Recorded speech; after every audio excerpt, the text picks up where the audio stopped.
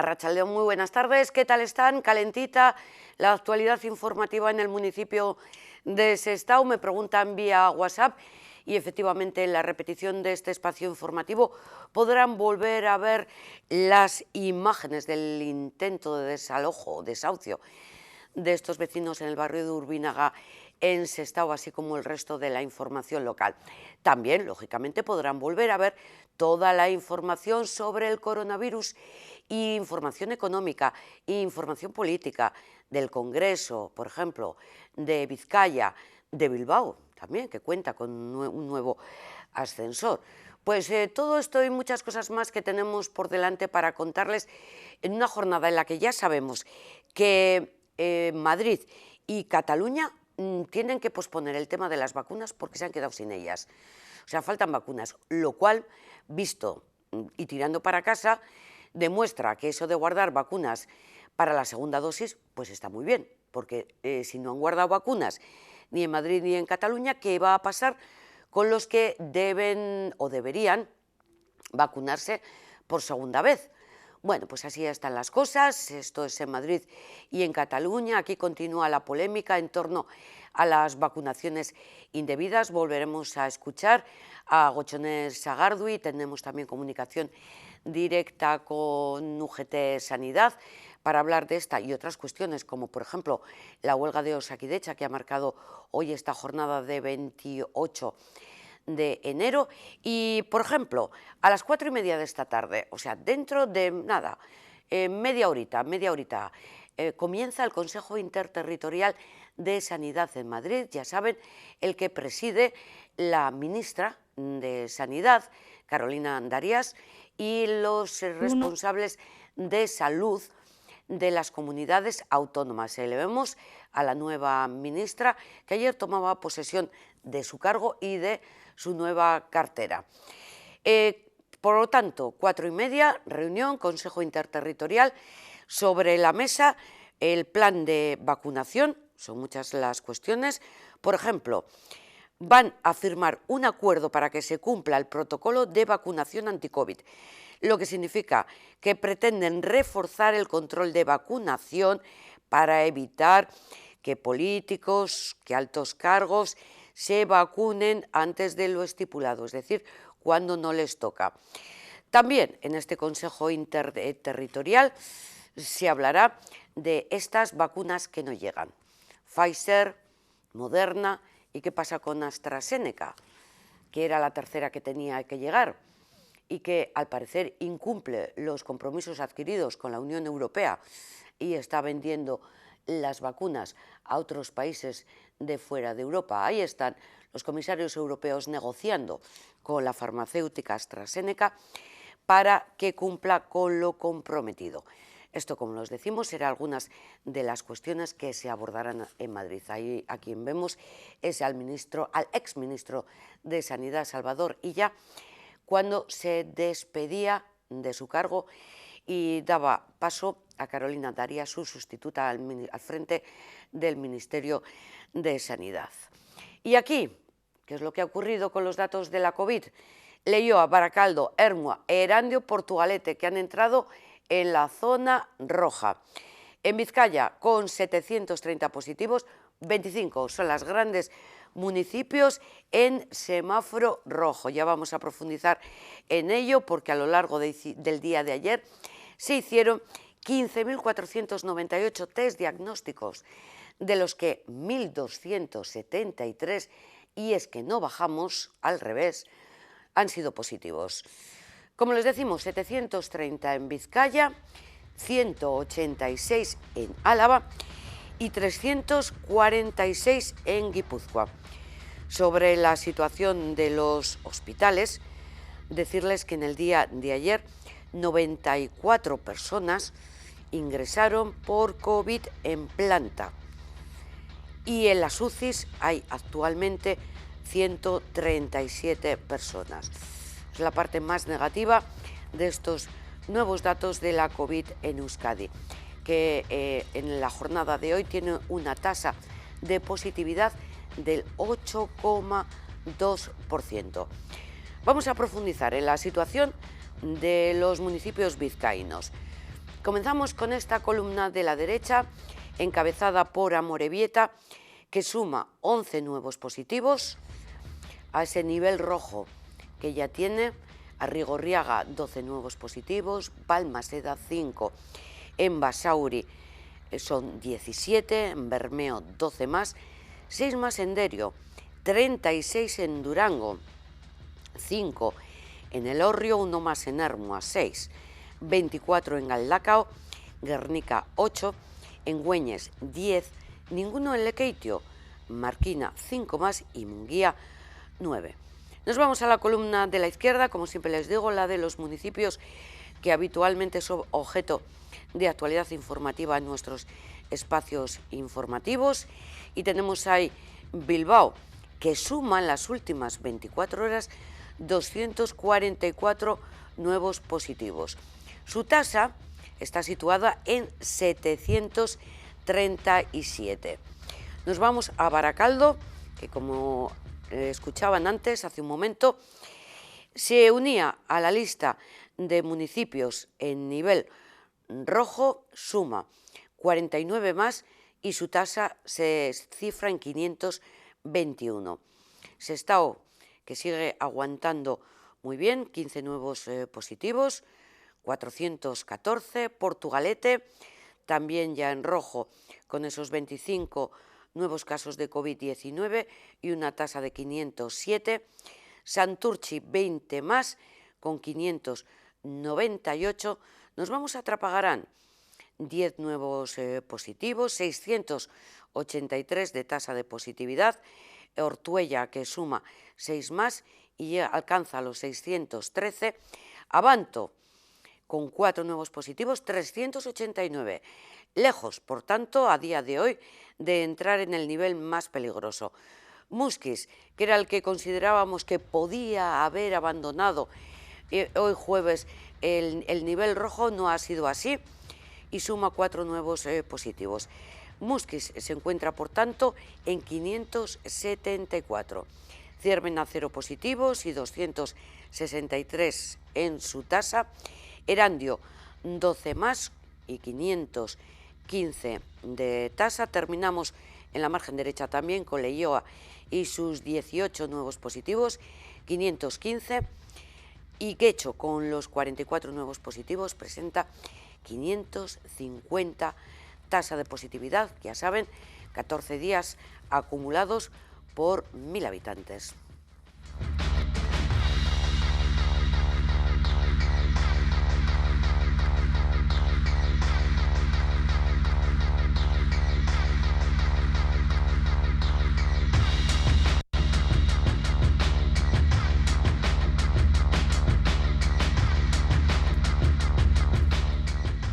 Como le decimos, este es el post declaraciones y comparecencia de la consejera de Salud, Gochone Sagardui, sobre la investigación en torno a las vacunaciones irregulares en Osakidecha, centradas principalmente. Ayer, de forma pormenorizada, explicó todo lo ocurrido desde el 27 de diciembre hasta el 19 de enero, en el que se enteró de esta circunstancia. Sobre el Hospital de Santa Marina, recordemos los casos de vacunación de 16 personas que se vacunaron y a los que no correspondía. Decía además Gochone Sagardui que la vacunación masiva en el Hospital de Santa Marina ha sido un error. La cuestión es qué se hizo con parte de las vacunas. Una para el gerente. Ya sabemos las consecuencias. Varias al resto del personal directivo y 16 vacunas a personas que no corresponde. Algunas incluso no son personal adscrito al centro. 4 representantes de sindicatos que se encontraban allí en una reunión. 4 personas externas pertenecientes a servicios religiosos. 4 personas externas pertenecientes a la empresa que explota la cafetería. 2 personas externas de la empresa de vending y 2 personas externas de una empresa de mensajería paquetería. Este mal uso de parte de las dosis recibidas, unida a lo poco ejemplar que resulta que los altos cargos utilicen vacunas destinadas a personas vulnerables o expuestas, es lo que ha tenido como resultado la exigencia de responsabilidades al gerente, algo que realizó horas después y que yo misma expliqué en esta Cámara. Un extracto de la comparecencia de Gochone Sagardui, de la consejera de Salud, en torno a las investigaciones por estas vacunaciones irregulares. Completamos, lógicamente, esta información con la voz de UGT Sanidad. Hablamos con su representante, con Ana Vázquez. Arratsaldeon, muy buenas tardes, Ana. Arratsaldeon, buenas tardes, Yolanda. Uno de los vacunados en el Hospital de Santa Marina ha sido la delegada sindical de UGT. ¿Cuál es la medida que UGT Sanidad va a tomar en torno a esta persona, o por qué esta delegada sindical, esta sindicalista, se vacunó? Bueno, nosotros tenemos que decir en primer término que no vamos a tomar ninguna medida porque entendemos que no ha habido ningún acto delictivo ni que sea reprobable en ese aspecto. Entonces, bueno, allí lo que ocurre es que el Hospital de Santa Marina es un hospital que desde el inicio de la pandemia tiene unos índices muy altos de contagio. No pueden bajarlos, esto en los cálculos y en las estadías que nos manda Osakidetza es perfectamente comprobable. Y bueno, pues en ese momento a nuestra compañera están en una reunión, acaba la reunión y le dicen la Unidad Básica de Prevención que pasen a vacunarse, que se va a vacunar a todo el hospital por este mismo motivo, porque es un hospital que tiene un índice muy alto, que hay que rebajarlo de alguna manera y que es importante que todos los profesionales se vacunen. En primera instancia, mi compañera les dice pues que no encuentran en ese momento el vacunarse, pero ante la insistencia de la Unidad Básica de Prevención, la insistencia de la Dirección de Recursos Humanos y de la Dirección de Personal, advirtiéndola además que era un acto de responsabilidad para con sus propios compañeros del hospital, la ciudadanía y los usuarios, pues que debía vacunarse. Ante estos razonamientos, mi compañera efectivamente pues decide hacerlo. Además, tenemos que remarcar pues que el tema de los protocolos no estaba nada claro. Nosotros habíamos mantenido una reunión con la consejera Sagardui en la que le habíamos exigido protocolos claros, concisos y bien estructurados para poder vacunar. Sabíamos que la vacuna es un bien escaso, que había que dosificarla y que además había que darle a las personas con unos criterios pues muy medidos, ¿verdad?, para que no cree suspicacias. Entonces, bueno, no solo se lo pedimos en esa mesa, en ella nos contesta que, bueno, el tema de la vacunación y de los protocolos es un tema de Osakidetza, que es un tema de organización interna, a lo que nosotros le rebatimos que, bueno, que todo lo que tenga que ver con el personal y su vacunación o cualquier otro ámbito de salud laboral, pues también nos corresponde a los sindicatos. Bueno, pues no contentos con la respuesta que nos da ella, en la mesa sectorial se le vuelven a exigir de nuevo los protocolos bien establecidos, porque había algo en un principio, pero era muy ambiguo. Y una tercera vez en el Comité Corporativo de Salud Laboral. Lo que había antes era tan ambiguo que cada OSI, cada Organización Sanitaria Integrada, ha estado vacunando de maneras muy diferentes a sus profesionales. Y entendíamos que la vacuna de Santa Marina era una vacuna con un objetivo específico, que yo el otro día hablando contigo ya te comenté que me parecía que si tenía que ser así, que queremos conseguir algo en un sitio determinado y aplicar una serie de medidas extraordinarias, también tiene que estar tasado, medido, está protocolarizado y tiene que estar hablado y ser difundido. Aquí parece ser que tampoco fue de esa manera. Lo que en nuestro caso sí que entendemos es que nuestra profesional acató la directriz que se le daba desde la Unidad Básica de Prevención, desde las propias direcciones, y creemos que tiene que ser así, porque lo mismo que cuando nos han llamado para hacernos PCRs, porque no podíamos estar por los hospitales si éramos positivos, en esa misma medida hemos entendido que también cuando se vacuna pues nos llamen y tengamos que acudir. Nosotros no hemos puesto las prioridades. Entendemos que no es la prioridad como la persona que está en la UCI o en la urgencia. Pero es que en el caso de Santa Marina se ha vacunado a todo el hospital. Y yo creo que difiere mucho de otras cosas. En base a la explicación que acabas de hacer, Ana, este mismo argumento valdría también para el gerente, para José Luis Sabas, que ha actuado siguiendo una interpretación del protocolo o del plan de vacunación. Sí, bueno, yo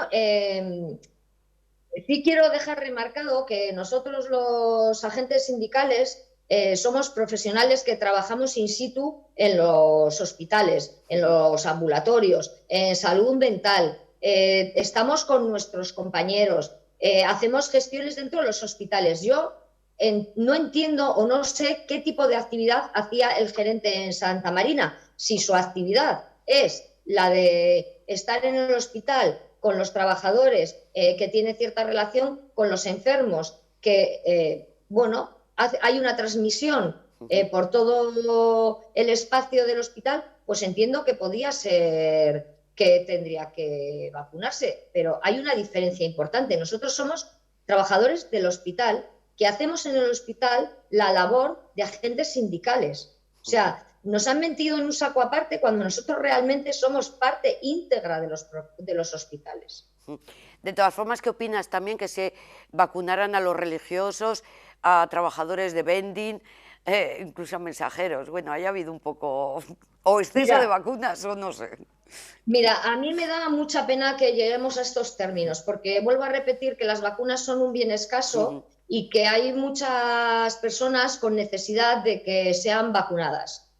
Yo lo que entiendo es que el Hospital de Santa Marina ha sido una excepción en un momento determinado. Se podía haber vacunado a un montante importante de trabajadores para hacer una burbuja de ese hospital, pero lo que no entiendo es que personas externas se vacunen. Pero no lo entiendo porque nos falta algo y nos falta un protocolo, que es otra de las cuestiones que nosotros venimos exigiendo y reiterando en todas las mesas. Hace falta un protocolo que diga qué se tiene que hacer con cada una de las vacunas sobrantes. Y mientras no exista ese protocolo claro, se van a seguir dando estas casuísticas, porque a todos nos da mucho dolor de corazón tirar una dosis. Y entonces es mejor ponérsela a quien primero pase por allí que tirarla. Yo hasta ahí lo entiendo. Lo que no entiendo es cómo la consejería, es como Osakidetza no ha previsto un protocolo con, no sé, si con una serie de gente que en el momento en que la llamas pueda acudir al centro para vacunarse según un tipo de prioridades. Si tenemos que ir con la vacuna en el momento en que acabemos a la urgencia y ver qué profesionales tenemos allí y cuál tiene el riesgo más alto de contagio y ponérsela a ese. Pero desde luego lo que tiene que quedar es todo justificado, registrado y previsto de antemano qué es lo que hay que hacer con él. Otro caso diferente es el del hospital de Basurto, donde parece que trasladaron allí vacunas destinadas a residencia. O sea, que en lugar de ser Moderna, pues sería Pfizer, igual sobrantes de una residencia para vacunar a gerente de Basurto y no sé si algún otro cargo de este hospital. ¿Qué información tenéis al respecto? Pues la información es la misma que tú, es la única información que tenemos, que sí que parece que había un sobrante de vacunas que se llevó en custodia al hospital de Basurto. Como realmente las vacunas tienen un periodo corto de caducidad, que son unas horas, pues en ese momento entiendo que, bueno, intentaron que eso no se desperdiciara. Claro, el intentarlo que no se desperdiciara, a mi modo de ver, no ha sido la mejor manera. Vuelvo a reiterar, creo que tendría que haber un protocolo establecido de vacunas excedentes, a dónde hay que llevarlas, qué es lo que hay que hacer con ellas, a quién hay que ponérselas y sobre todo, ajustar muy bien las dosis para que esos excedentes sean los menos posibles. Lo que no puede ser es que a río revuelto, ganancia de pescadores, y como no sabemos qué hacer con ellas, pues ala, me la pongo yo y para mí me la quedo. ¿Cómo valoras la comparecencia ayer de la consejera de Salud en sede parlamentaria? Bueno, pues yo creo que fue una comparecencia que tuvo poca credibilidad, a mi entender. poca credibilidad, porque para mí había una pregunta que era clave y eran las dosis que se habían enviado a Santa Marina para poder sustentar el hecho de que ella no sabía nada. Si tú mandas 500 dosis y el hospital cuenta con 500 trabajadores y te están diciendo que se ha vacunado a todos, pues a mí me parece que es blanco y en botella. ¿No? Si no, haber mandado la mitad de las dosis, las otras mantenerlas congeladas donde tengan que estar custodiadas y no te arriesgas a que haya un malentendido, una mala interpretación del asunto. Quedaron muchas preguntas sin resolver y bueno, pues creo que nos convenció a pocos las explicaciones que dio. ¿UGT va a pedir la dimisión de la consejera? Pues sí, creo que esta mañana en los medios que hemos estado, bueno, pues con el tema de la huelga de Osakidetza, la huelga general de Osakidetza, pues sí, en ese aspecto hemos pedido la dimisión en tanto en cuanto hemos visto que no ha tenido capacidad de gestionar de forma adecuada la vacunación de los profesionales de Osakidetza. Todos los sindicatos de sanidad unidos en esta convocatoria de huelga de esta mañana, que tenemos los datos del seguimiento que ha aportado Osakidetza, pero en el tema de la vacunación de Santa Marina, cada sindicato ha actuado de una forma diferente. Acabamos de escuchar a UGT, por parte de ELA también se justifica, Comisiones Obreras ha retirado del cargo a su sindicalista vacunada, por parte de LAB no se sometió a la vacuna. Cada uno, bueno, no sé cómo interpretarlo. Bueno, pues sí, realmente hay diferentes casuísticas. Según mi información es que algunos de los que no se han vacunado es porque precisamente no estaban allí ese día. La actitud o la decisión que ha tomado comisiones, pues ellos tendrán que dar cuenta de lo que han hecho, pero desde luego en UGT lo que sí tenemos claro es que la actuación de esta persona no ha sido desmedida, está perfectamente justificada la actuación que ha tenido en tanto en cuanto es nombrada y vuelvo a repetir, presionada para que se dé la vacuna en aras a una responsabilidad con el resto de compañeros y con el propio hospital y ciudadanía y demás. Y desde luego UGT será muy contundente en aquellas actuaciones de nuestros delegados que se merezcan esa contundencia. Pero cuando no tiene razón de ser, lo siento mucho, no tiene razón de ser. A pesar de que esto nos pueda suponer que nos martilleen, que tengamos una mala prensa y que haya gente que piense que sí o no tenía que haber sido de esa manera. Sinceramente, creemos que la actuación no ha sido mala y nos vamos a mantener en esa. Nosotros hemos hecho nuestra propia investigación interna, creemos y sabemos que ha sido así y no tenemos que condenar a nadie ni tenemos que tener una cabeza de turco para limpiar el nombre de UGT. Respecto, como decíamos, a la jornada de huelga que se ha desarrollado hoy en toda Euskadi, Osakidetza cifra el seguimiento de la huelga durante el turno de mañana en un 3,31%. En lo que respecta a Vizcaya es el 3,70% y por categorías profesionales, personal facultativo, bueno, estos son los médicos, ¿no? El 1,28%, personal de enfermería 4,85% y resto de categorías en el 5,74%.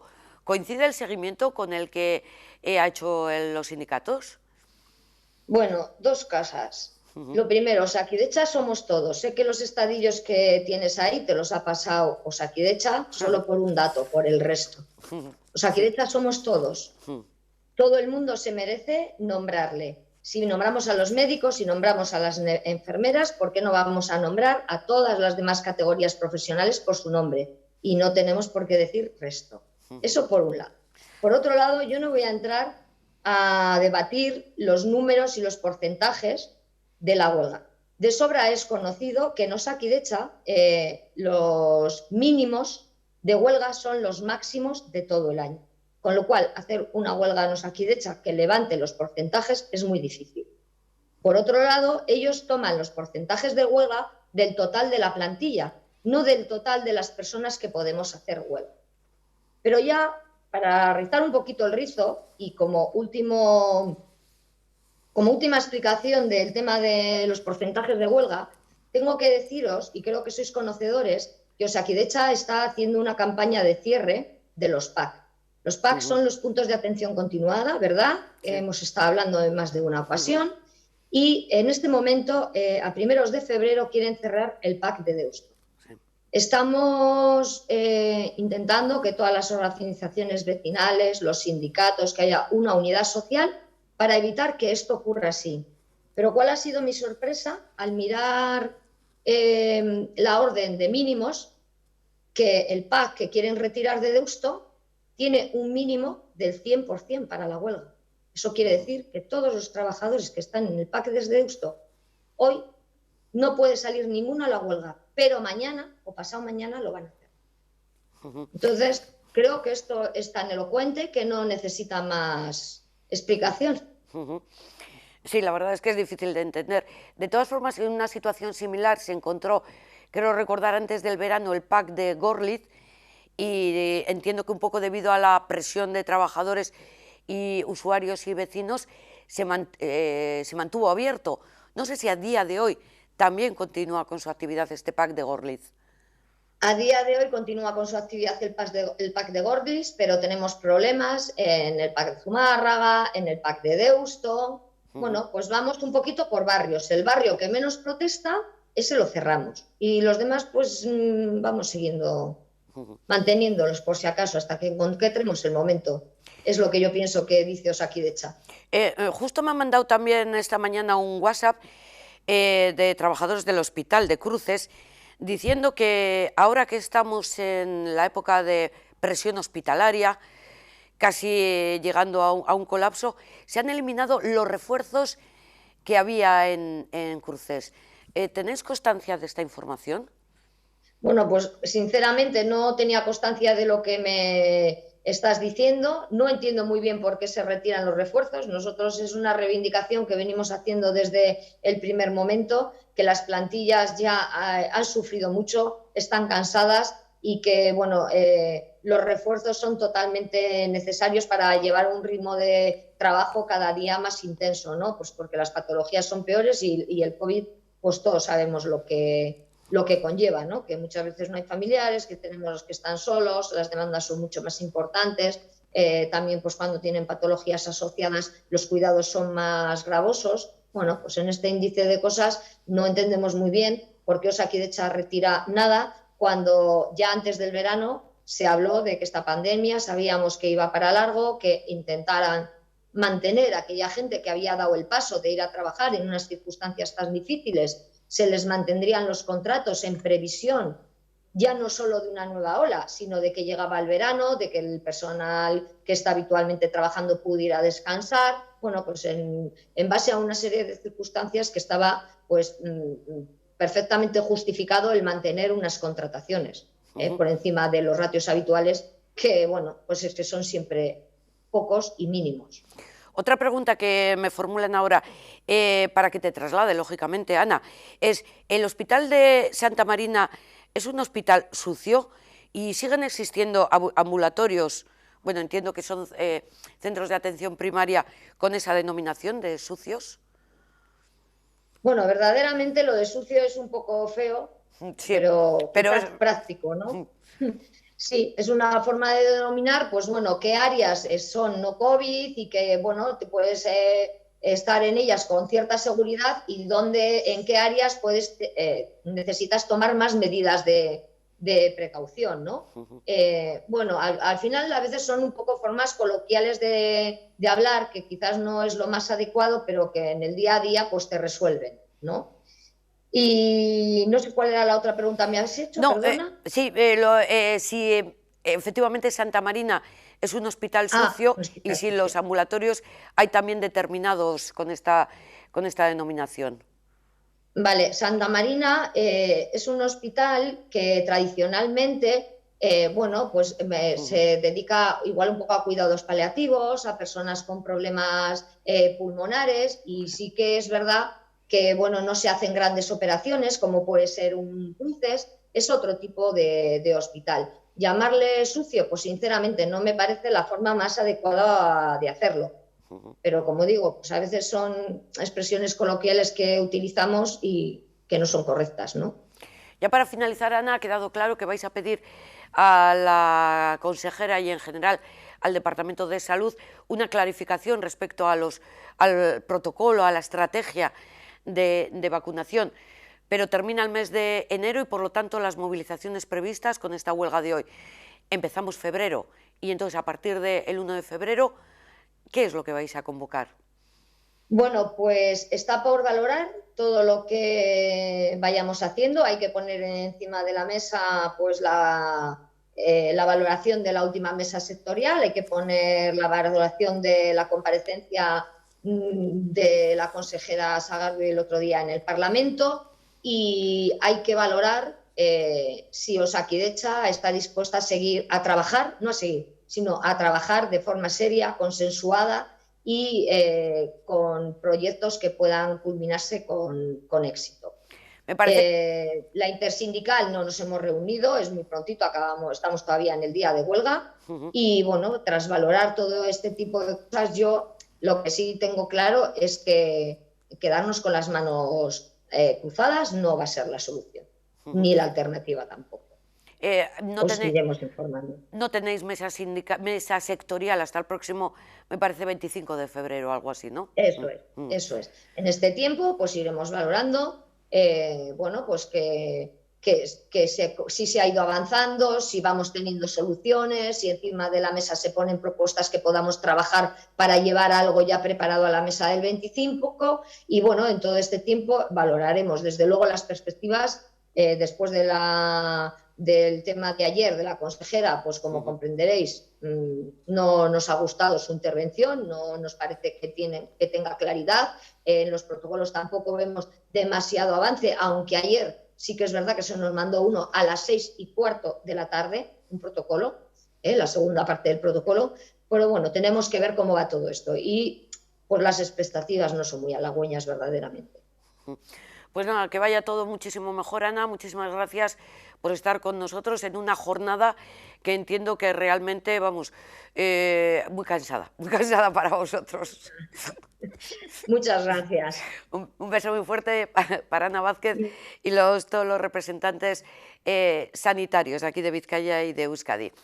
Recordamos, bueno, no, esto no nos dio tiempo ayer de emitirlo en el informativo, hace referencia a la Comisión de Salud y en la comparecencia de Gochone Sagardui, y en esta ocasión hablaba del gerente y de la vacunación en Basurto. Como comentábamos con Ana, una vacunación indebida, pero con vacunas sobrantes de una residencia. La consejera dice que esa vacunación en Basurto no se autorizó y además da lectura de los WhatsApp recibidos y en concreto del gerente del Hospital de Santa Marina. Estos WhatsApps, intercambio de WhatsApp que se están haciendo ahora públicos, pues ya lo daba lectura ayer. Cuando se da la vacunación del gerente de Basurto, aún no se había iniciado la vacunación de los y las profesionales, pero sí existían los criterios generales, que es además el primero de los cuales ellos buscan, que es el de personas mayores residenciadas, luego eran sus cuidadores y luego personal sanitario en atención a COVID-19. Pero esos existían de manera general y, como le digo, además empiezan por buscar a esas personas mayores, van luego a personas que tengan trato con COVID y se da la vacunación del señor gerente. En el caso de Santa Marina, sin embargo, ya se habían iniciado la vacunación entre nuestros profesionales y los criterios para el personal propio se conocían por el conjunto de la organización, por todos y todas las personas destinatarias de las vacunas, todas ellas. Porque quería saber lo ocurrido, lo hemos investigado, lo hemos contrastado y se lo he trasladado, se lo estoy trasladando. Y he trasladado además por 2 veces cómo se produjo la vacunación de las 4 dosis suministradas en Basurto y cómo se produjo el reparto de las dosis para el Hospital de Santa Marina. y dicen que no vienen con la respuesta de que lo que les he dicho no les resulta más atractivo, pero es que yo no les puedo decir sino lo mismo nuevamente. Yo no autoricé ningún hospital a vacunar de manera masiva. Los criterios de priorización los tenían y conocían los gerentes. Yo no tenía conocimiento de lo que el Hospital de Santa Mariana tenía previsto. A mí el día 15 de enero el gerente del Hospital de Santa Marina me dice: consejera, como sabrás, el martes 19 se va a proceder a la vacunación de nuestro hospital de mayores, que en estos momentos tiene 72 pacientes COVID. Vamos a realizarlo en un día, tenemos todo organizado, podría ser una oportunidad para comunicarlo. Es el hospital de mayores de Vizcaya con el mayor número de pacientes COVID. Y ahí es cuando me invita a acudir, porque es el de mayor número de pacientes COVID. Y yo sigo pensando que el personal indicado es el que corresponde. ¿Por qué? Porque ya tienen las instrucciones para la vacunación del personal. Ya disponen de ellas porque se las hemos remitido previamente. Luego está organizando el proceso que corresponde como gerente de la organización, que es, en este caso, del hospital. ¿Qué es un hospital? Nosotros no tenemos centros residenciales. Nosotros solo tenemos organizaciones sanitarias.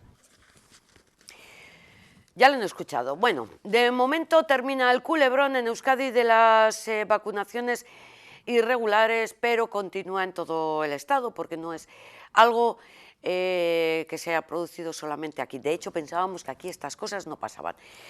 Vamos con datos de vacunación. Ya sabemos, primero, que las vacunas van a llegar lentas. Segundo, que el proceso de vacunación está siendo muy lento. Vamos con vacunación contra el coronavirus por comunidades autónomas y en general en todo el Estado. En España se han recibido 1.769.000 vacunas y se ha administrado el 76%. De este 76%, el 12,8% ha recibido la segunda dosis. Por lo tanto, estaría inmunizada. ¿Y cuánto es esto? Pues el 2% de la población total de España. Muy lejos del objetivo de gobierno que pretende llegar al 70% de la población vacunada en verano. Esto no se va a cumplir. De las dosis distribuidas, se han administrado en las residencias de mayores y en el personal sanitario 1.356.000 unidades. Por lo tanto, el 76% del total distribuido. Nos quedamos en Euskadi. Vacunación contra el coronavirus. En Vizcaya, Guipúzcoa y Álava se ha utilizado el 66,8% de las dosis recibidas hasta ahora. Los 3 envíos que ha efectuado el Ministerio de Sanidad suman 76.100 dosis de vacunas y hasta la fecha eso significa que han recibido la vacuna 50.850 personas. Más datos. Alrededor del 90% de la población no ha pasado el COVID-19, por lo que aún hay muchas personas susceptibles de infectarse y la vacuna es necesaria para protegernos, porque la vacuna protege a la persona que lo ha recibido indirectamente también al resto de la población. Recordemos que establece el plan de vacunación a nivel de prioridades. Los mayores de la residencia, personal sociosanitario son los primeros en vacunarse. Tras ellos, el resto de personal sanitario y personas con gran dependencia, esto es, que tengan grado 3 y que no se encuentran en las residencias. Este será el siguiente grupo que recibirá las vacunas. Luego están los mayores de 80 años, que es en realidad el colectivo más numeroso de todos los previstos. De hecho, son casi 3 millones de personas. Esto es lo que tiene y lo que solicitan que debería quedar claro en esta estrategia de vacunación marcada tanto para Euskadi como para el Estado en general. Estas eran las imágenes en las que los primeros residentes recibían la vacuna Pfizer. Seguramente estas personas ya han recibido la segunda dosis, porque estas imágenes de vacunación correspondían al 27 de diciembre. Son 21 días después y, por tanto, la segunda dosis. Conclusión: estamos lejos de cumplir lo pactado o lo establecido en el plan de vacunación. ¿Por qué? Pues porque en lo que a Euskadi se refiere, se están vacunando, dando las primeras dosis, y la segunda se está guardando.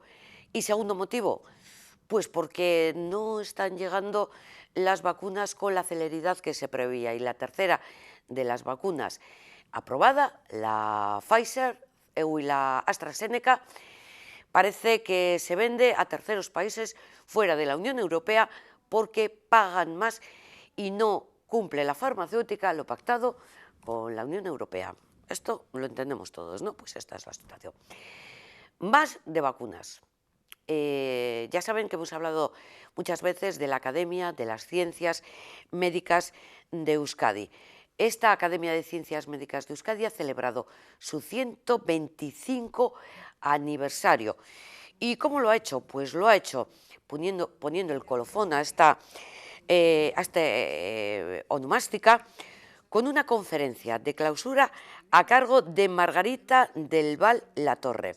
¿Y quién es ella? Ella es viróloga, inmunóloga, investigadora científica del Centro de Biología Molecular Severo Ochoa y coordinadora de la Plataforma de Investigación en Salud Global del CSIC. Por lo tanto, nos queda bien claro que sabe mucho sobre este tema.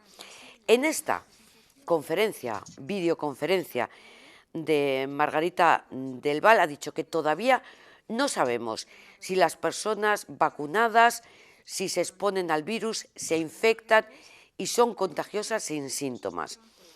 Si las células infectadas son auténticas fábricas de nuevos virus en nuestro organismo.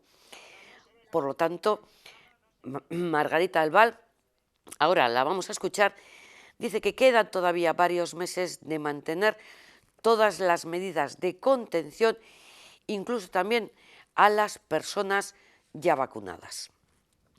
Ensayos clínicos estamos pidiéndole a la gente que es más solidaria y más altruista que colabore con su esfuerzo y arriesgándose para poder dar un beneficio a toda la sociedad. Por lo tanto, a todos los voluntarios de los ensayos clínicos, en cualquier momento participen en ensayo clínico, les tenemos que estar muy agradecidos porque gracias a ellos tenemos evidencia clara y de fiar de que eso está funcionando. Los remedios que no se prueban en ningún ensayo clínico nos pueden vender que curan hasta el mal de amores, pero no está probado nada y no hay evidencia. Por lo tanto, son vitales los ensayos clínicos y además otra cosa muy importante de los ensayos clínicos es que nos permiten detectar problemas de seguridad, que es también vital. Bueno, pues las personas que se prestan voluntarios a un ensayo clínico con la mayoría de los medicamentos, por ejemplo, vamos a pensar en un medicamento para el cáncer. Son personas que son enfermos de la enfermedad para la que podría valer ese tratamiento, que son 100% enfermos, es decir, con certeza son enfermos y aceptan aún así formar parte del ensayo clínico sabiendo que a lo mejor les toca el placebo, cuando el fármaco es nuevo y no existe ningún tratamiento. Pero lo aceptan y corren el riesgo y piensan que ellos pueden incluso beneficiarse antes que otras personas del tratamiento si les toca el tratamiento, pero también saben que a lo mejor están simplemente con el tratamiento estándar para esa dolencia, que es no tener un tratamiento claro, simplemente tratar los síntomas. Y ahí es la certeza de si me ha tocado placebo, voy a seguir con mi mal pronóstico, si me ha tocado el tratamiento que está en el ensayo, a lo mejor tengo suerte y mejoro de mi enfermedad o a lo mejor hay un efecto adverso y bueno, me va peor. Cuando uno se enrola en un ensayo de vacunación, realmente el riesgo es mucho menor porque él no tiene la certeza de que se vaya a infectar con el coronavirus.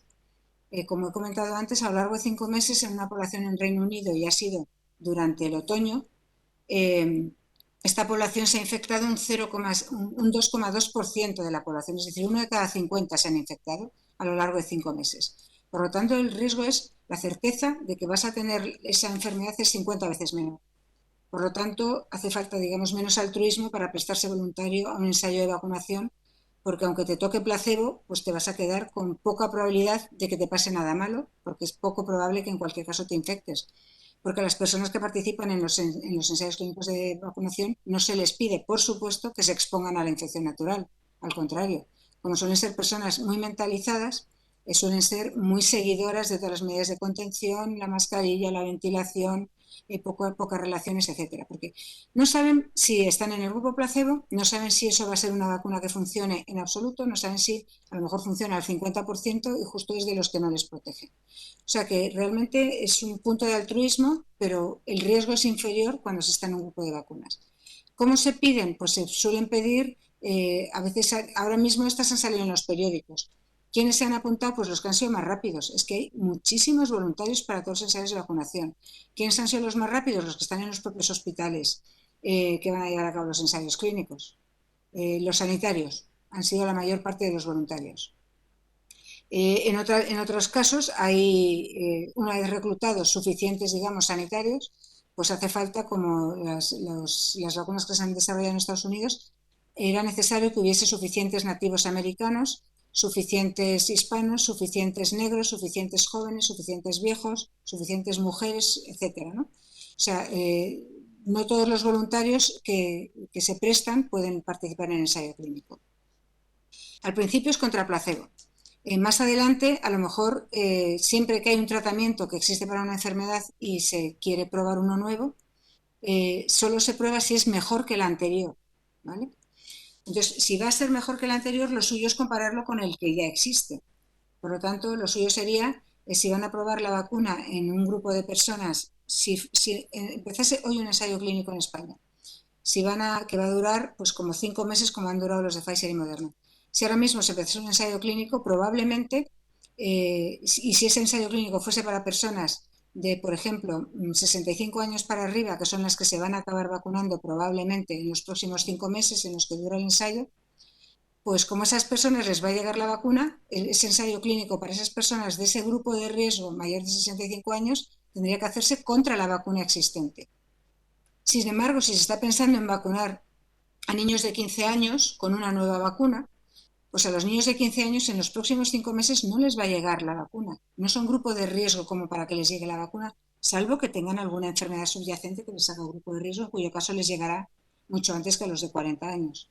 Entonces, en esas personas me voy a no vacunar frente a me voy a no vacunar si me toca placebo en este ensayo clínico. Por lo tanto, depende en qué tramo de edad y qué expectativa tengas para el tiempo en el que dure el ensayo clínico. Eso es como se ve la ética la mayor parte de la gente. Margarita del Val, la viróloga, experta, investigadora en virus, explicaba también de forma pormenorizada todo el proceso que se lleva con los voluntarios que se ofrecen para el estudio de una vacuna y la comparativa. Entonces, cada vez es más fácil, si se está investigando una nueva vacuna, se hace la comparativa con las que ya han sido autorizadas por la Agencia Europea del Medicamento, y explica pues cómo a estos voluntarios se les introduce o bien la vacuna o bien placebo, que es nada. Entonces, pues para conocer los efectos secundarios que pueda tener. Y de hecho es que muchísimas veces efectos secundarios han aparecido en voluntarios que no han recibido la vacuna, sino que han recibido placebo. Bueno, lo ha explicado de forma pormenorizada. Ahora sí, escuchamos otras de sus intervenciones en esta conferencia, lógicamente por videoconferencia, de Margarita del Val en la clausura de los actos conmemorativos del aniversario de la Academia de Ciencias Médicas de Bilbao, explicando que todavía hay mucho recorrido, no solamente en el tema de las vacunas, sino en este virus, en la COVID-19, antes de tenerlo claro y antes de decir, pues efectivamente ha pasado esta pandemia. Una capacidad de que las vacunas protejan del contagio si los vacunados se infectan y, por lo tanto, si tenemos alguna posibilidad de que estas vacunas proporcionen inmunidad colectiva. Paciencia, todavía no sabemos si, aunque vacunemos al 60% de la población, tendremos inmunidad colectiva. Porque si vacunamos al 60% de la población y ese 60% de la población se puede infectar, con baja frecuencia, pero se puede infectar, no darse cuenta y contagiarlo, tendremos un número muy alto de asintomáticos contagiosos. Por lo tanto, eso no nos estará solucionando la pandemia, más bien al contrario. O sea, hasta que no sepamos si estas vacunas protegen del contagio, no sabemos si proporcionan inmunidad colectiva y no sabemos cuál va a ser la dinámica en los siguientes meses. En los primeros 4 meses o de aquí al verano, los primeros 4 o 6 meses, sabemos que el virus se transmite mucho, sabemos que las campañas de vacunación van despacio, sabemos que hay pocas dosis, por lo tanto hace falta que surjan más vacunas y sabemos que tenemos que ir generando los datos para entender cómo están funcionando las vacunas. En el segundo cuatrimestre del año, en el del verano, podremos quizás ya ver si tiene algún efecto en cuanto a evitar el contagio. Entonces ahí es cuando ya podremos ir sabiendo por dónde nos podemos mover. Pero por ahora tenemos que mantener, tanto los vacunados como los no vacunados, todas las medidas de contención. Y por lo tanto esto es la inmunidad colectiva. Sabemos que la inmunidad colectiva es lo que, vacunando a unas personas, protege a las que no están vacunadas, pero todavía no sabemos si será posible con este coronavirus. Sabemos que esto depende, estos números no son números mágicos, dependen de lo contagioso que sea un virus. Si un virus es muy contagioso, como el sarampión, tiene que estar vacunado prácticamente toda la población, el 95% de la población.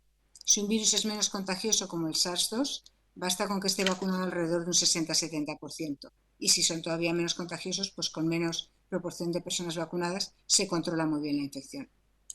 Bueno, pues todavía no lo sabemos y es una de las incógnitas que nos quedan. Quizás, bueno, voy a acabar aquí por no repetir, anticuerpos, linfocitos citotóxicos y la cantidad de cosas que no sabemos y que las voy a decir. No sabemos cuánto dura la memoria todavía, con que proteja clínicamente, que las infecciones sean leves o inaparentes, la reinfección estaría bien. No sabemos en la vacunación cuánto está contribuyendo la inmunidad humoral y cuánto la celular. Y necesitamos saberlo para que la quinta vacuna que salga al mercado sea todavía mejor que la primera y que la segunda. Y necesitamos saber los números, qué cantidad mínima de anticuerpos y inmunidad celular necesitamos para proteger. Y nos gustaría saber si cuando yo me he vacunado tengo una inmunidad que me va a durar mucho tiempo o si estoy justo en el límite que la voy a perder dentro de poco, porque a lo mejor yo no he respondido nada bien. A lo mejor mi sistema inmunitario está más envejecido. Y luego saber si cuando se reinfecta a la persona vacunada el virus se multiplica y por lo tanto si llega a ser contagioso.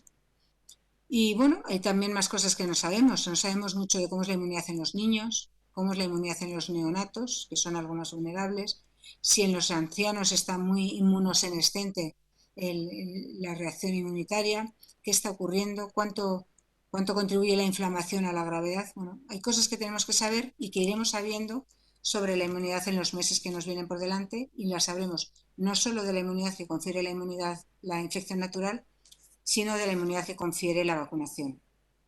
Ahora mismo tenemos muchas más personas que han pasado la inmunidad natural que están vacunadas, alrededor de 50 a 1. 50 personas han pasado la inmunidad, la infección natural y 1 ha sido vacunado, pero esto esperamos que poco a poco vaya acumulándose la cantidad de personas vacunadas y esperemos que sea más velocidad que la cantidad de casos nuevos. Pero desde luego están habiendo muchos casos nuevos. Y eso es todo. Muchas gracias. Pues así finalizaba Margarita del Val su conferencia en este acto de clausura que contó de forma previa y en la presentación con la participación del director médico mundial de vacunas de Pfizer, de Luis Jodar, que intervenía desde Estados Unidos. Como hace 125 años, con la epidemia de cólera que asoló Bilbao, ahora también tenemos otra epidemia de nivel global y que está causando miles de hospitalizaciones y muertes diariamente.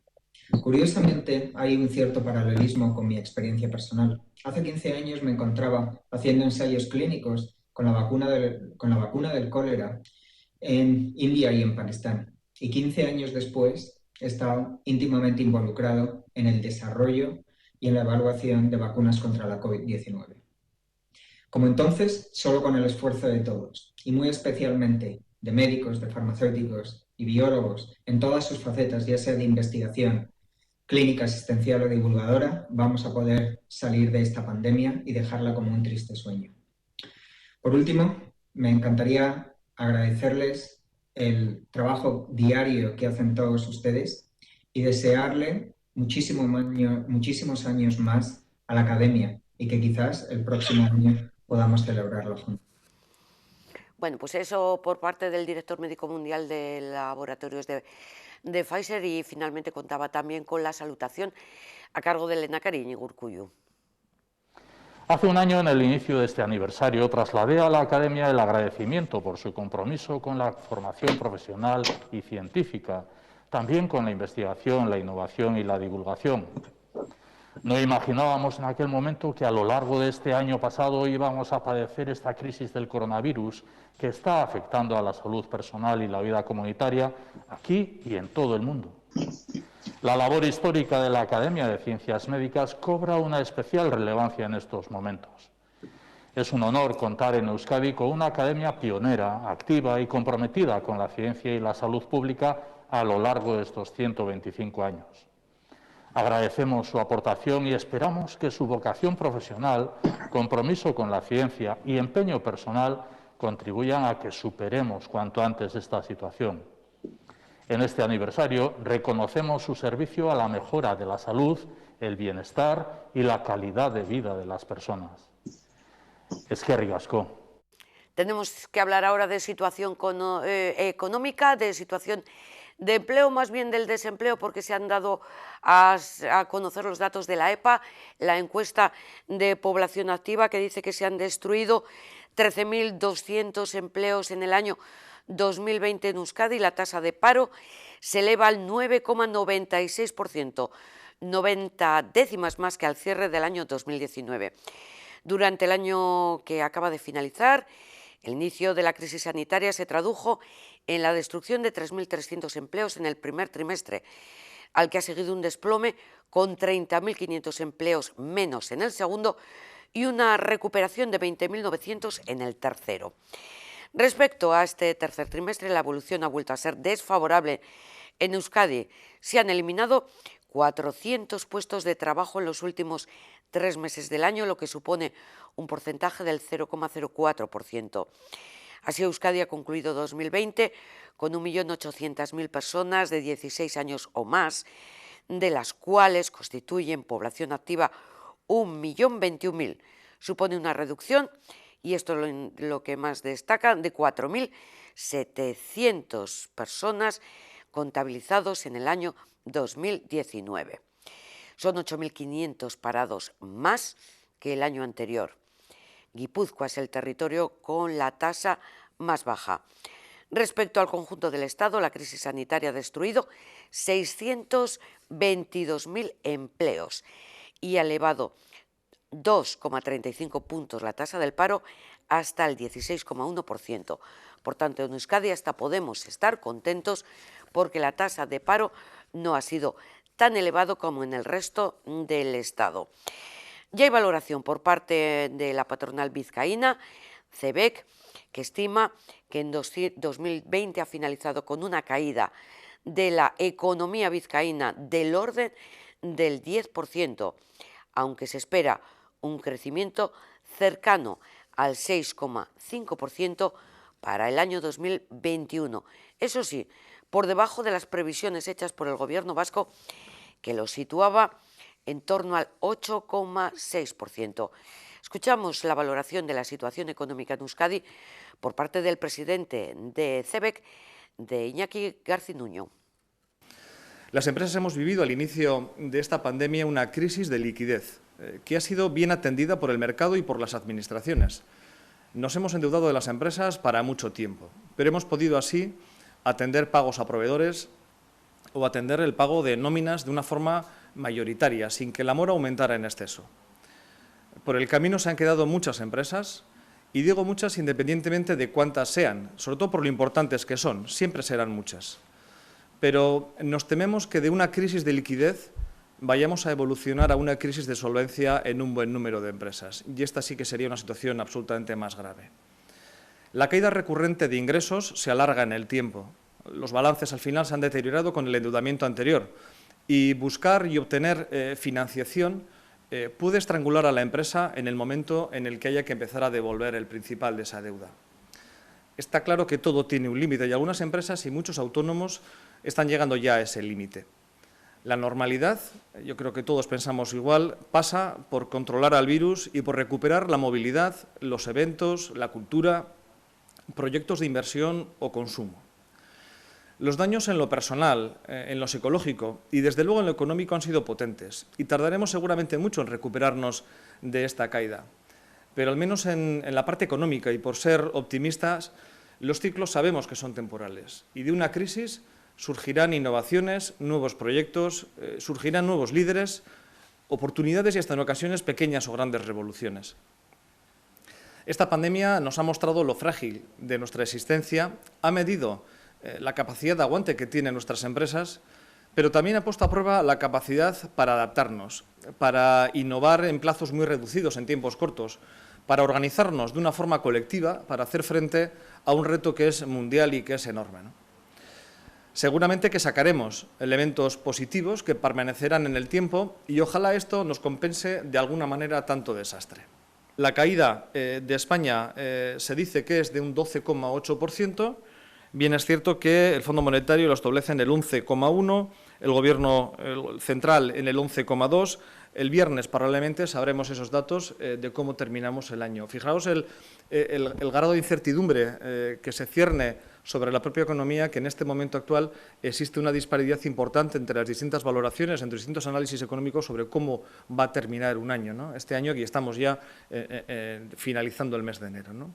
Destacar también que la caída de Francia es importante, un 9,8%. Bien, pues en esta situación CEBEC estima que para Vizcaya sufriremos un retroceso económico en el 2020 en torno al 10%. Es una caída sin duda fuerte, algo superior a la de la Comunidad Autónoma Vasca, es un 9,5%, pero será inferior probablemente a la de la economía española, que descenderá ese 12,8% que en principio preveemos. Bien, la caída de la actividad se ha debido básicamente a la industria y al sector servicios principalmente, y es que la producción industrial se ha desplomado, no hay ninguna duda. A nivel sectorial, los sectores más perjudicados podemos decir que han sido el material de transporte, la metalurgia, productos metálicos y el material y el equipo eléctrico. En los sectores mejor colocados está la energía y productos farmacéuticos, son los que se han mantenido mejor. Ha dicho sector farmacéutico, uno de los que se mantiene mejor. Hombre, pues no nos cabe la menor duda. Es que no es que se mantenga, es que encima incrementa, mejora su economía. Pero en términos generales, decía el presidente de CEBEC, caída de ingresos, crisis de liquidez, endeudamiento, la tónica general en este año recién finalizado en el 2020 para las empresas vizcaínas. Es el presidente de CEBEC, por tanto representante de los empresarios de Vizcaya. Y por otra parte, el diputado de Hacienda, José María Iruarrizaga, lo que ha hablado es de unos nuevos impuestos que probablemente al final adquiera la Diputación. De momento son gestión del Estado y a nosotros, ciudadanos de a pie, no nos afecta, porque hablamos de la tasa Google de servicios digitales. Bueno, digo yo que no nos va a afectar, anchas Castilla. Luego a lo mejor terminamos todos los ciudadanos pagando la tasa Google y la tasa Tobin de transacciones financieras. Lo escuchamos. Señor Orcaregui, como creo que es obvio, la respuesta a su pregunta es rotundamente sí. Desde la Diputación de Vizcaya siempre aspiramos a las mayores cotas de competencia en materia de tributos concertados, tanto en lo que se refiere a las funciones de aplicación de los tributos como a la asunción de la capacidad normativa. Como señala en su pregunta, la regulación estatal de las dos nuevas figuras emplaza a la Comisión Mixta del Concierto Económico para que en el plazo de 3 meses, que ya se ha vencido, desde su publicación en el boletín, acuerde la adaptación del concierto económico a los nuevos impuestos. Esta obligación impuesta por la Ley de creación de ambos tributos es la consecuencia de lo previsto en la disposición adicional segunda del concierto económico, que es del año 81, que en su apartado 2 señala que en el caso, entre otros, de que se crearan nuevas figuras tributarias o pagos a cuenta, se procederá por ambas administraciones de común acuerdo, lo remarca así, de común acuerdo, a la pertinente adaptación del concierto económico especificando los efectos financieros de la nueva concertación. Como puede imaginar, lograr un acuerdo sobre la concertación de nuevas figuras tributarias es una tarea que es bastante compleja. En primer lugar, hay que encontrar y acordar cuál es el punto de conexión que asigne la competencia de recaudación de forma racional y razonable a la vista del hecho imponible del impuesto de que se trate, en este caso de estos dos tributos. Además, hay que acordar el nivel de capacidad normativa que las instituciones forales vamos a asumir y, por último, hay que determinar los efectos financieros de la nueva concertación, cómo afecta al cupo, a fin de preservar el equilibrio financiero del concierto. En ese proceso es en los que estamos inmersos en estos momentos y todos los representantes de las instituciones vascas y estatales estamos discutiendo estos temas y, a pesar de que se ha cumplido el plazo impuesto por estas disposiciones que antes señalaba, aún no se ha alcanzado un acuerdo satisfactorio por ambas partes.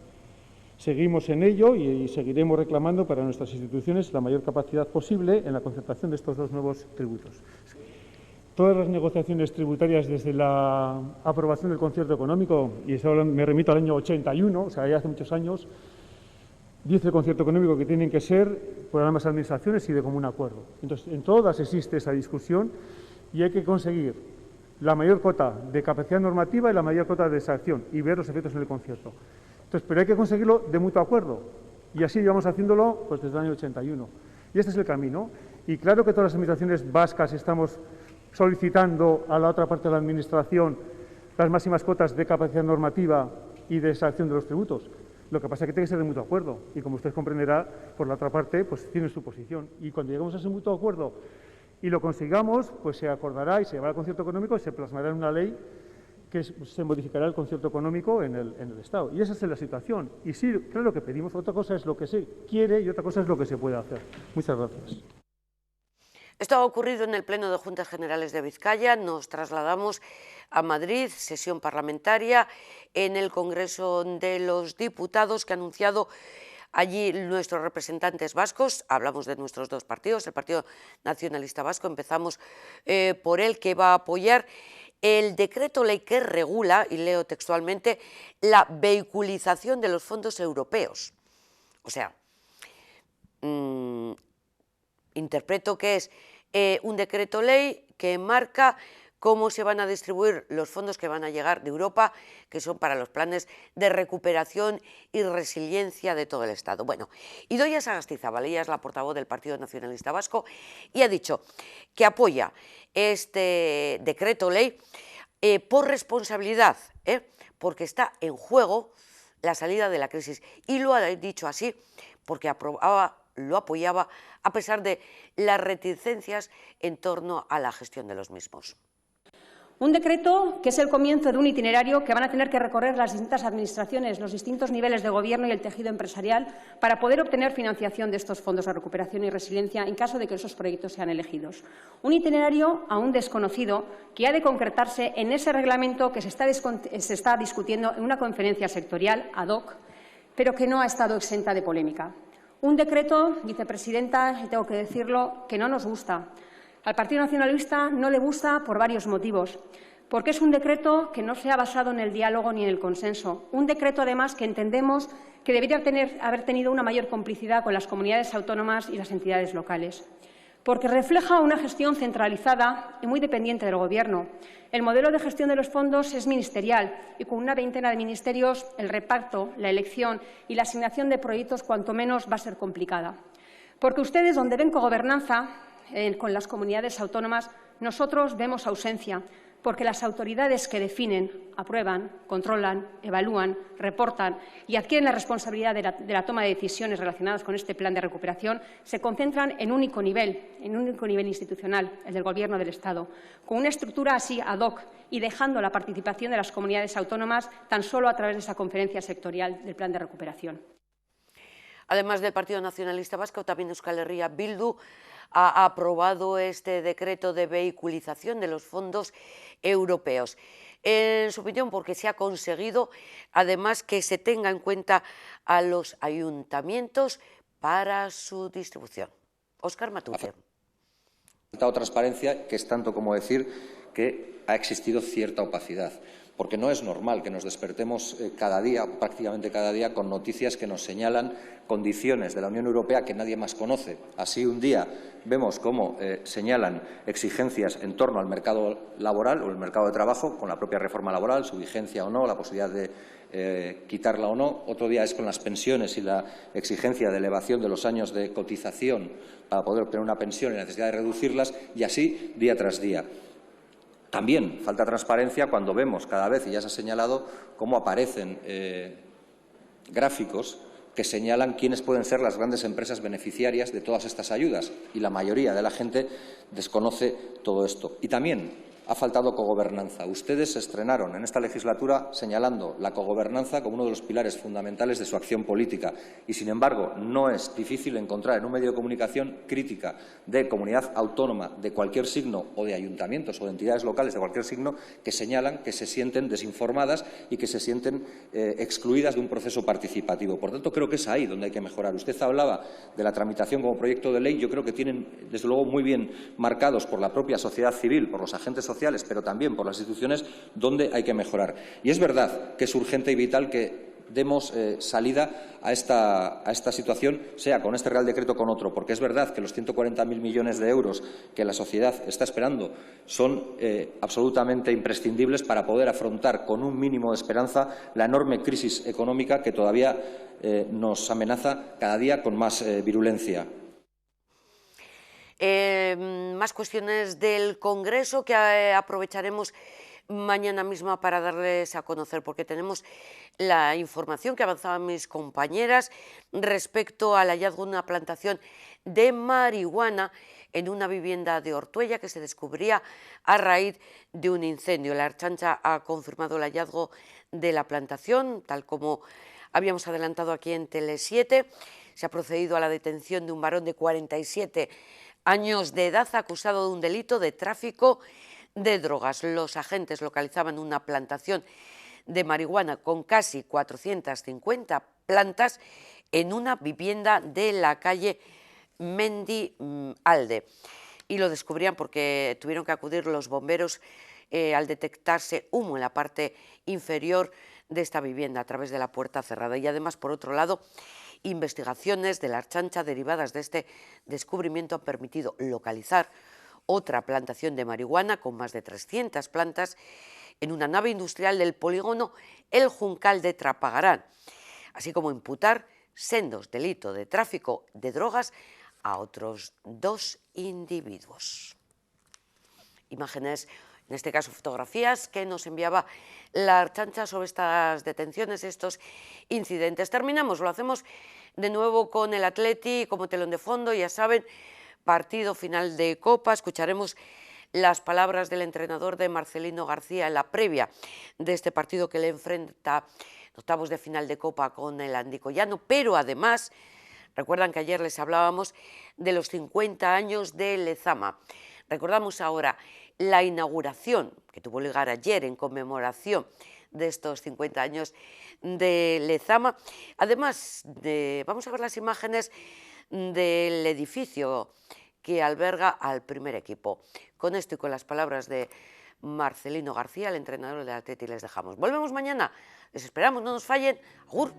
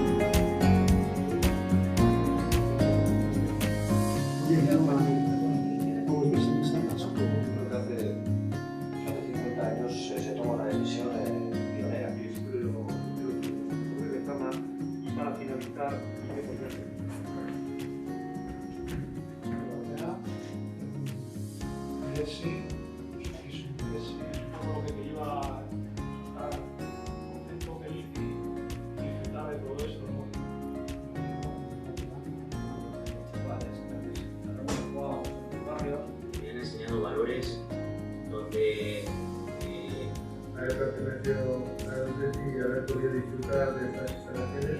Yo cuando me pico y ya hace bastantes años. Yo de aquella época, pero es verdad que no me da cuenta que habían pasado tantos años. 2005, 2006, cuando tenía 12 años, casi a la par de Erika, que coincidimos también.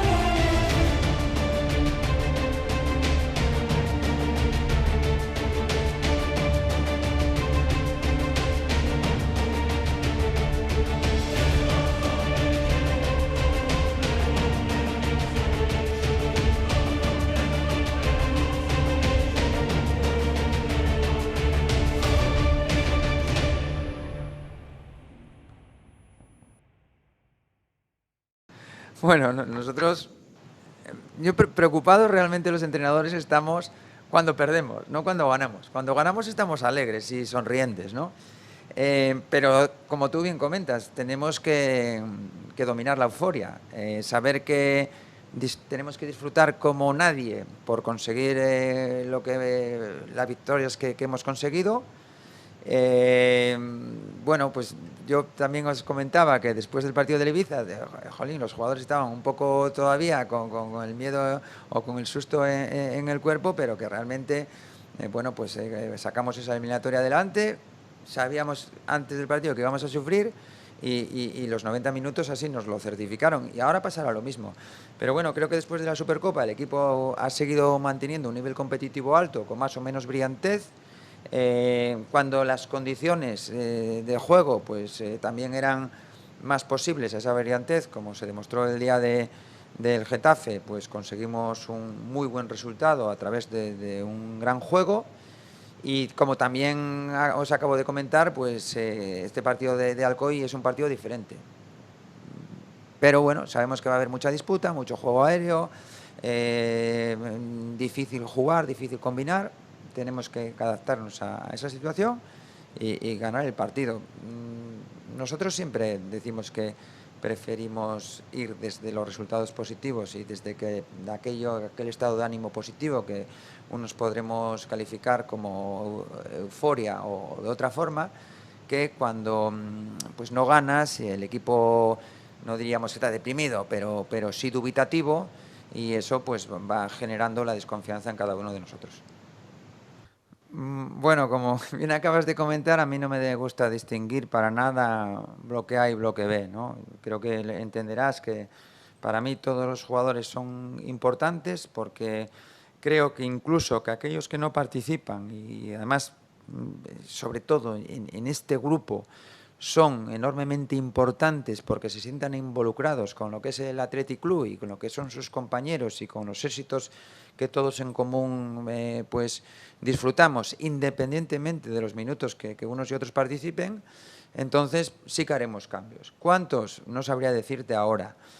¿Por qué? Pues porque, bueno, hoy entrenamos ahora después de mis palabras, veremos cuál ha sido el nivel de recuperación, por lo tanto de cansancio, después del partido anterior contra el Getafe, de los que participaron, y en función de todo ello, cansancio, molestias y situación de partido, mañana tomaremos la decisión que consideramos el equipo, los jugadores apropiados para ganar ese partido, porque nuestra intención, la intención de todos es estar en el sorteo de cuartos.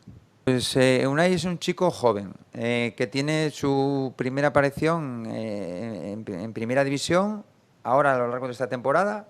Antes de llegar nosotros aquí, ya podría considerarse que los últimos partidos los había jugado prácticamente todos o la mayoría de ellos de titular. Y que al ser un chico joven y con esa primera experiencia, pues es lógico que pase por altibajos de rendimiento, condicionados por el nivel físico y mental y por la exigencia que uno y lo otro requiere para él un poquito más, por ese exceso de ganas de ilusionar, de convencer y de mantenerse como titular. Pero bueno, nosotros estamos francamente contentos. Creo que además, tiene un rendimiento muy bueno. Creo que a nivel colectivo el equipo también lo está teniendo, lo que supone en la mayoría de los casos un aumento del rendimiento individual. Y bueno, pues tenemos que ser todos prudentes, pero a la vez optimistas con este y el resto de jugadores que tenemos jóvenes en el Athletic. ¿Qué pasa? Pues que bueno, todo necesita un espacio, un tiempo, una determinada situación.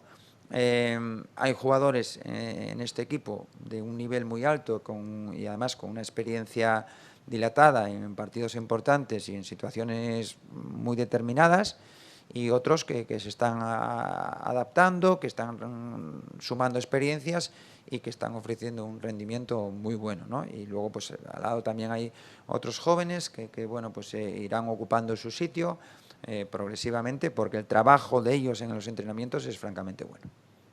Mira, os comento lo mismo que la semana pasada.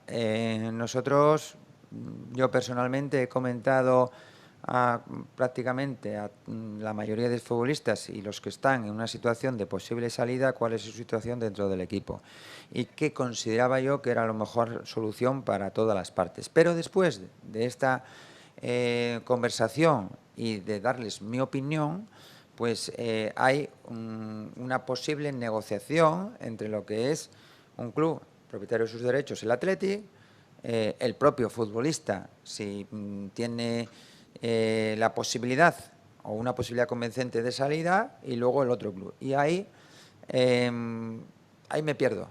Hasta ahí ya no puedo llegar. Entonces no sé cuál es la situación del resto de futbolistas. Kenan pues está muy cerca de concretar su salida al Real Valladolid y bueno, pues hay otros jugadores que no sé ahora en qué situación están hasta el próximo a finalización de este mercado de invierno, ¿no? Pero repito que lo que es importante para mí es que ellos sepan cuál es su rol dentro del equipo y qué cree el entrenador que es lo mejor para todas las partes. Después, yo no soy quien para opinar sobre esa posible situación o decisión de cada uno de los jugadores. Bueno, el Alcoyano es un equipo que juega 4-4-2, con dos líneas de 4 y dos delanteros en el aspecto defensivo. Las dos líneas de 4 normalmente bastante juntitas y replegadas, dos delanteros con poca participación en situaciones defensivas, y luego que normalmente pues se utiliza un balón directo y una segunda jugada, muy peligrosos en estrategias donde basan pues un poder ofensivo importante, porque además acumulan mucha gente y tienen buenos lanzadores, y luego pues un nivel de intensidad que seguro que ya lo tienen de por sí jugando partidos de segunda B alto, y que contra nosotros, como hicieron contra el Huesca y contra el Real Madrid, acrecentarán. Dificultad vamos a tener porque la forma y el campo pues posibilita mucha acción, juego directo, mucha segunda jugada y gente muy apretada con toma de decisiones muy rápidas. Luego, en cuanto a la posibilidad de Córdoba, nosotros hemos optado por Leku porque es un futbolista más acostumbrado a defender y que puede jugar igualmente en cualquiera de los perfiles, ya sea el derecho o el izquierdo, ¿no? Entonces, ¿Córdoba se podría adaptar a eso? Pues puede que sí, pero ahora mismo no hemos tenido el tiempo suficiente para probar esa solución. ¿Por qué? Primero, porque teníamos dos opciones más una tercera que es Lecu, ¿no? Que se puede adaptar a ambas posiciones y que su puesto más específico es defensa, ¿no? Ya sea, repito, en la derecha o en la izquierda. Y también, como defensas de izquierdos específicos, tenemos a Yuri y a Vale. Entonces, no hemos probado, no hemos introducido la posibilidad de Córdoba y tampoco hemos tenido suficientes entrenamientos como para comprobar su eficacia en esa posición. A nosotros, a mí en concreto, me gusta... no me gusta la improvisación y la toma de decisiones aventuradas sin haberlas probado previamente y sin tener nosotros unos argumentos sólidos para llevarlas a cabo. Desde ese punto de vista, a corto plazo, a muy corto plazo, es, digamos, una posibilidad lejana, por todo lo que te acabo de comentar. Yo creo, con todo mi respeto, que lo que beneficia es a la justicia. Es decir, el VAR podemos estar más o menos de acuerdo, pero lo que es evidente es que desde que existe hay menos errores. A partir de aquí, pues bueno, yo si me pongo en su lugar puedo entender que nosotros estamos más acostumbrados a eso que ellos, que en segunda B no existe. Y lo respeto esa opinión e incluso si me pongo en su lugar la comparto. Pero para nosotros, como es lógico, pues consideramos que el VAR es un elemento añadido para impartir justicia y aunque no sea absoluta, todos estaremos de acuerdo que cualquier posible error, pues el VAR lo subsana. Unas veces te puede favorecer por centímetros, perjudicar por centímetros, o como es el otro día en el caso, que el árbitro toma una decisión en cuanto a la acción de Willy de penalti y luego pues con la ayuda del VAR pues no se pita, pero desde mi punto de vista, y aunque en esa situación no nos haya favorecido, creo que es correcta y la aceptamos perfectamente.